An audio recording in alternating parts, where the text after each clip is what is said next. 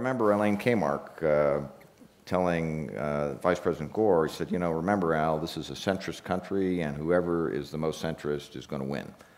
Is that not the case anymore? Well, what often happens these days is that we have primary elections which turn out to be events that most Americans are not interested in participating in.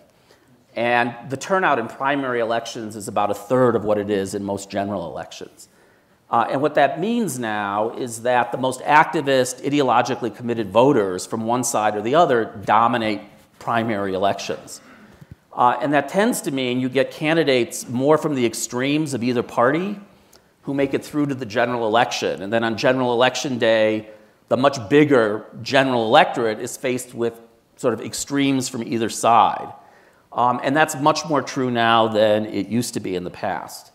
And because places are so much more politically homogenous, it's much more common that if you win the primary election for the Senate or for the House, you don't really have a meaningful general election opponent. So you don't have to tack back to the center, as had traditionally been the case.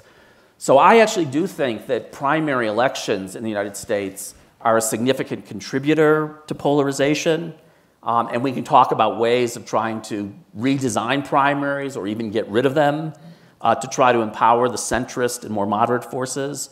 But I think things are fundamentally different than they were 20 years ago or so, partly because of the domination of these low turnout events by the most hardcore activist wings of the parties.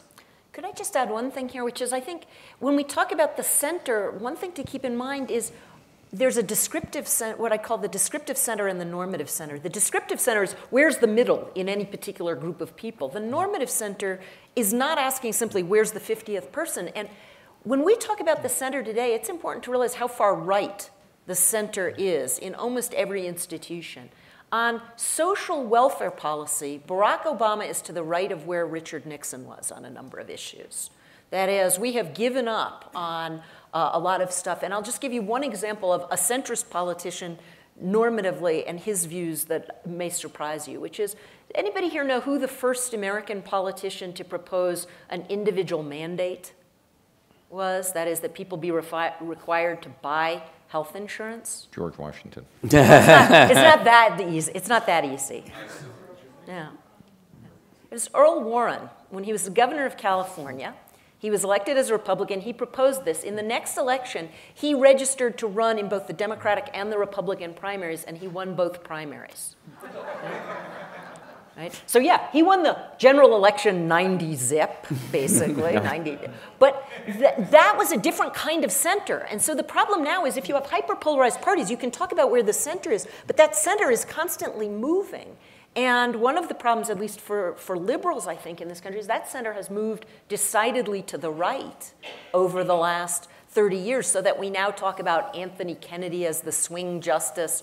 We talk about, you know, people as the moderates in Congress who are far to the right of where their counterparts would have been 50 years ago.